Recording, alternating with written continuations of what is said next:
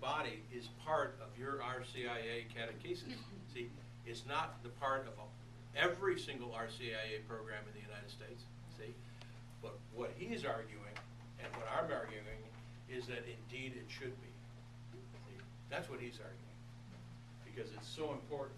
As a matter of fact, you can't really talk about marriage and family without sitting there and trying to wrestle with these fundamental thoughts that he comes up with as far as the theology of the body, man and woman. John, you can Yes. also say that, we tried to tell people that come into RCIA and other programs, they say, well, I'm just not smart enough, I can't understand this.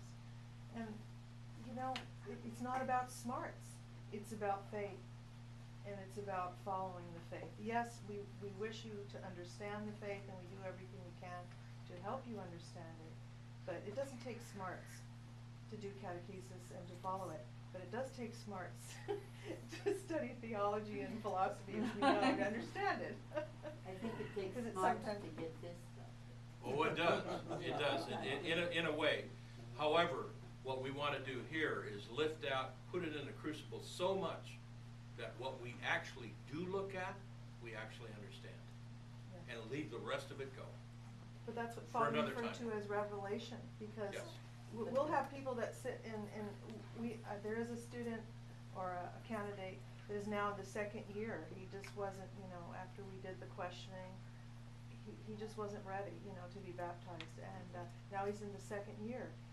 And to see that person now suddenly, the lights just go on, and to see his heart just filled with the love of the church and Jesus just is so tremendous. So with time and patience, that's what revelation is, in the sense of community. Yes. I think And it's I think also you grace, have to not to understand be this. grace. Yeah, grace, exactly. You have to have that grace Pardon? to be able to do it. I think it's necessary for us to understand it, to be able to bring the others Yes. to see it, that's gone so far away. Well, yeah. Pretty much the church has always had the sense of this. But, in the 1930s, everybody else took sex totally out of marriage. Yes, and so John Paul II, with these Wednesday audience talks, in my opinion, is trying to get us, all of us now, to sit there and look at it. Is it really, really easy to do that? Not on your life.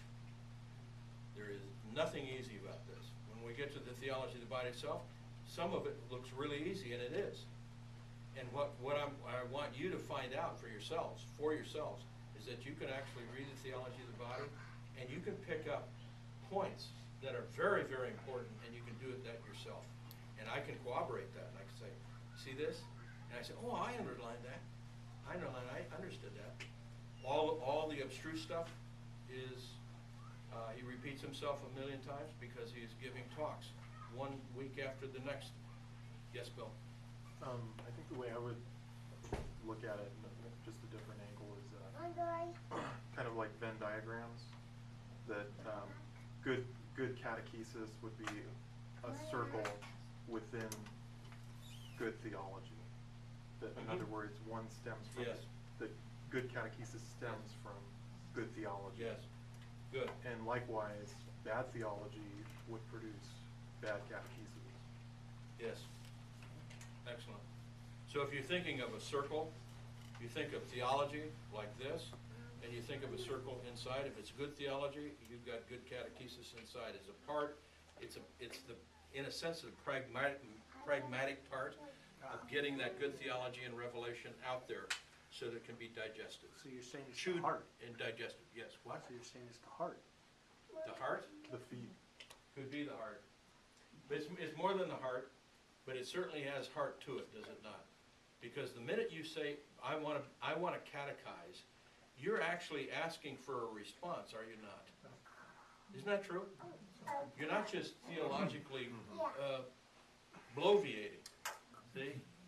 You're not, look, I mean, here's Jesus Christ, and he says, they come up to him and they say, look, what's the kingdom of heaven like? Well, you want to know what the kingdom of heaven is like? Look at a mustard seed. The mustard seed is like the kingdom of heaven. You take a mustard seed, you plant it in the ground, what happens to it? It becomes a great big bush tree with all kinds of branches, and the birds of the air flock into its branches. That's like the kingdom of heaven. Now, he's not just bloviating. In a sense, he's revealing, and he's also catechizing, is he not, with that? But it's also good theology. See? Actually, he's the best theologian that ever existed. What's the difference between what he says, the analysis and the meditation? With the analysis where the catechesis is being revealed or taught to you, whereas the meditation, it's gonna come to you individually and you're gonna absorb it in a different way than, Sure. you know, the next person. Yes. 'Cause that was part of his But- argument as well, I thought. The analysis Yeah, of versus whose argument? John Paul II, Pope John Paul II. Okay, run that by, run I that. thought he spoke about the analytical and the meditations, because when he was talking about the catechesis, was a he talked meditation. about the It right? was a Oh, yeah. meditation also. And Sure. then versus the But it was meditation. a catechesis also. It was a Sure. catechesis, two meditation, different ways. reflection. Right. See, he says all of that is good. The historical critical method is good in Scripture, but what does he really come down to it at the end? He says, we really need to have a feeling, not just, we gotta have our tools right, yes, but we also have to know, we have to have a feeling of what God really wants us to see here. So that's the final criteria. What is God trying to get at here? What is he trying to make us see here? And so that's another major point in this particular introduction. And that's where you get into 18 and 19, the reading of Scripture. On 19, the first full paragraph, on 2/3 of the way down. Although John Paul II has such a positive view of historical critical scholarship, his temperament as a thinker does not tend toward assembling the many minute details by which such scholarship constructs its arguments. And then a few lines down, still, he is more drawn to the question, what is the truth of things? His primary perspective, even as a reader of Scripture, is that of a philosopher and a systematic theologian. So that's very interesting. So when you go through that, if you were a Scripture scholar, you'd sit there and you go through there, and particularly when he takes the two creation accounts, right? And he takes one and he overlays it with the other one, right? And we're going to be reading that in session 6. We're actually going to be reading how he does that. And he does that. A Scripture scholar would look at that and say, you've got to be kidding me. You can't do that. You just can't do that. And what he's saying, yes, I can do that. I can do that because that's what God intends in this particular thing. So that's what he's doing. Okay. All right. How are we doing here? Let's see. Now, here on 22, the 2 paragraphs from the bottom. 22, of all the works of John Paul II, now this is Michael Wallstein talking, okay?